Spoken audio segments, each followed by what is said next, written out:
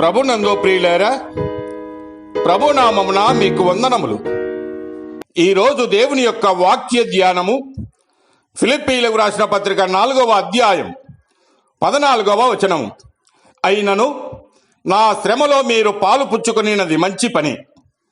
దేవుడి మాటలు దీవించి ఆశీర్వదించునుగాక. గమనించండి ప్రియులారా, పైన 3 విషయాలు మనము గమనించవచ్చు. ఒకటి, నా శ్రమలో 2 పాలు పుచ్చుకొనుట, 3 మంచి పని. చాలామంది శ్రమలు రానంత వరకు చాలా మంచి భక్తి కనబరుస్తారు. కొంచెము శ్రమ కలగగానే మరలా తిరిగి వారు కనిపించరు. అనగా వారి భక్తిలో రవంత శ్రమ కూడా ఉండకూడదని వారి భావము.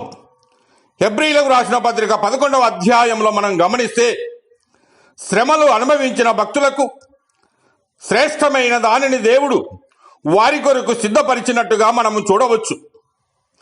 హెబ్రీలకు రాసిన పత్రిక 11వ అధ్యాయము 25వ వచనములో, అల్పకాలము పాపభోగము అనుభవించుట కంటే దేవుని ప్రజలతో శ్రమ అనుభవించుట మేలని యోచించాడు మోషే. అయితే ఎవరు శ్రమలో మేలని ఎంచగలరు అని ఆలోచన చేస్తే, 1 ప్రభువుని ఎరిగిన వారు, 2 దేవుణ్ణి ప్రేమించిన వారు, 3 పరలోకము కోరేవారు, 4 ఆత్మీయ ఫలములు ఆశించేవారు. కనుక ప్రియులారా, నీవు శ్రమలో కూడా నీ విశ్వాసమును విడవక యేసుని వెంబడించుము. దేవుడు మిమ్మల్ని దీవించి ఆశీర్వదించునుగాక.